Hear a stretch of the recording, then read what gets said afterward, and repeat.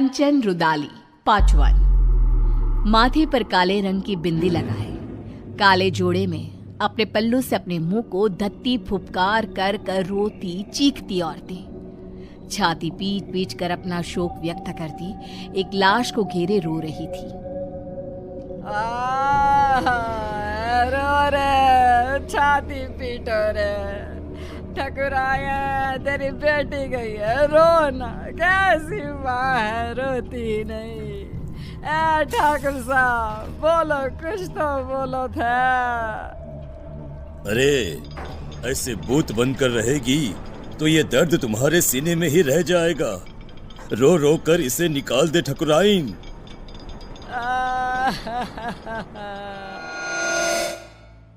राजस्थान में ये प्रथा सदियों से चली आ रही है। किसी भी राजा या जमींदार के घर किसी की मौत पर रुदाली को शोक मनाने बुलाया जाता था, जो 12 दिनों तक चला करता था। ये किस्सा शुरू होता है राजस्थान के एक गांव बिलासपुर के जमींदार प्रेमनाथ के घर से। ठाकुर साहब के घर किसी चीज की कोई कमी नहीं थी, नौकर चाकर सारी खुशियां, बस था नहीं तो एक बच्चा जो उन्हें पिता कहे। प्रेमनाथ अपने बगीचे में बैठे उदास चेहरा लिए सोचते हैं, कब मेरे आंगन में नन्ही सी जान खेलेगी, कब? अरे इतनी संपत्ति किस काम की है? भगवान पर भरोसा रखिए साहब, वो सबका ख्याल रखता है। कल ही मेरी लुगाई को सपना आया था कि ठकुराइन एक बच्ची के साथ खेल रही हैं। क्या सच में? तो वो श्राप जो हमारे वंश को लगा था। अरे अरे अरे, कितने समय बीत गए ठाकुर साहब, अब काहे का श्राप? कितने दिन ही छिपा करता है, हैं? अब तो आप खुशियां मनाइए। माली की बात सच निकली और ठकुराइन गर्भ से रही और 1 साल में ही उन्होंने एक नन्ही सी जान को जन्म दिया, जिसका नाम निशा रखा गया। निशा यानी अंधेरा, घोर अंधेरा। और निशा की पसंद भी कुछ ऐसी ही थी। बचपन से उसे काली चीजें संजोने का बड़ा शौक था। हे भगवान, ये काली गुड़िया कहां से ले आई? फेंक इसे निशा, डर नहीं लगता तुझे? गुड़िया पूरी तरह काले कपड़े में रुई डालकर बनाई गई थी। गले में लाल रंग के धागे में एक ताबीज, मानो किसी तंत्र मंत्र के लिए इस्तेमाल में लाया जाता हो। ठकुराइन घबरा जाती है और उस गुड़िया को निशा के हाथ से लेकर नीचे फेंक देती है। तुम्हें कुछ हो जाता तो बेटा? नहीं माँ, मुझे क्या होता? ये डॉल तो मेरी फेवरेट बनेगी। मुझे काला रंग कितना पसंद है, आप जानती हो ना माँ। ऐसी ही कुछ अजीब हरकतें करती निशा बड़ी हुई और आज 18 साल की होने वाली थी। एक दिन बाद ही उसका बर्थडे था। अपने जन्मदिन और मौत के एक दिन पहले वो रात को कहीं से बड़ी देर से लौटी और आते ही अपने कमरे में चली गई। और उस रात की सुबह फिर हुई ही नहीं। आज आसमान कितना अलग सा है ना, कितना घोर अंधेरा है। तुम्हें अंधेरे से कैसा प्यार है लाडो? अमावस की रात आते ही बाहर जाने के लिए बेचैन हो जाती हूँ, पर हर बार की तरह इस बार भी तुम्हें बाहर जाने नहीं मिलेगा। जाओ कमरे में आराम करो। कल जन्मदिन है ना तुम्हारा, बहुत बड़ी दावत रखी है गांव वालों के लिए। छिप कर ही सही, आज तो मैं बाहर जाकर रहूंगी। 18 साल की हो गई हूँ, बच्ची थोड़ी ना हूँ। मेरा बर्थडे तो बाहर ही सेलिब्रेट होगा। ठीक 12 बजे निशा छिपकर बाहर चली जाती है और सबके सोने के बाद वापस लौटकर सीधे अपने कमरे में जाकर लाश की तरह बिस्तर पर गिरती है और एक टक खिड़की के बाहर ही देखती रहती है, मानो कोई बाहर आसमान से उसे देख रहा हो। रात के 3 बजे। ओ अंकल, जल्दी चलो ना।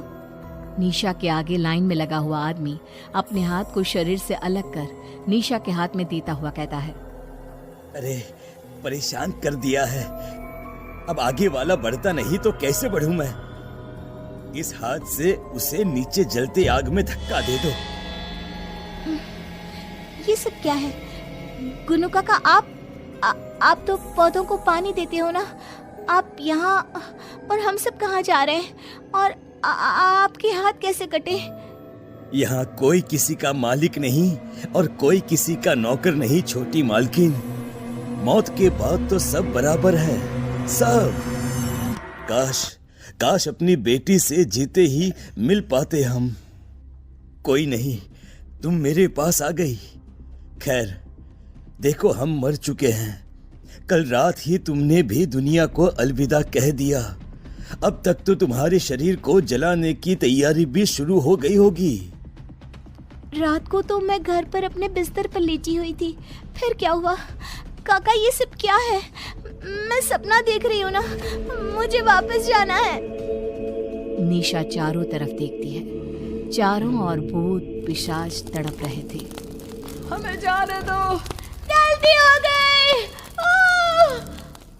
काका, काका, मुझे बहुत डर लग रहा है काका।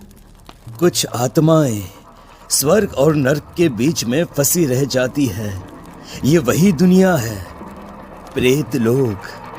अब पता नहीं कब तक यहाँ रहना होगा। काका, मुझे बचा लो प्लीज। माली अचानक पीछे पलटता है और निशा को नीचे जलती आग में धक्का दे देता है।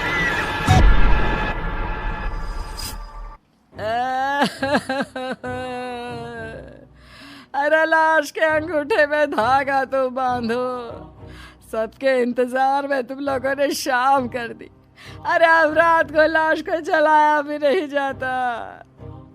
पास बैठी एक औरत निशा की लाश के पास जाती है और अंगूठे में धागा बांधने के लिए एक रेशम का धागा तोड़ती ही है कि लाश हवा में उड़ जाती है। सभी लोग इधर उधर भागने लगते हैं। चारों तरफ अफरा तफरी मच जाती है। ऐसा तो तभी होता है जब लोग से कोई आत्मा वापस आ जाती है। छोटी मालकिन के साथ कोई साया था। इसका शरीर जला दो वरना ये सबको खा जाएगी। न जाने क्या लेकर लौटी है। कंचन रुदाली निशा की लाश को पकड़कर उसके सीने में एक पत्थर रखकर उसके कान में कुछ बोलती है। क्रिया कर्म की कोई रस्म किए बिना ही सभी निशा की लाश को जला देते हैं। चली गई मेरी बिटिया। अब तो मेरी गुड़िया मेरे पास ही रहेगी। आखिर क्यों प्रेमनाथ के मालिक ने प्रेत लोक से निशा को बचाया? उस अमावस की रात क्या हुआ था? कंचन ने कैसे उसे अपने बस में किया? जानने के लिए देखिए कंचन रुदाली पार्ट 2।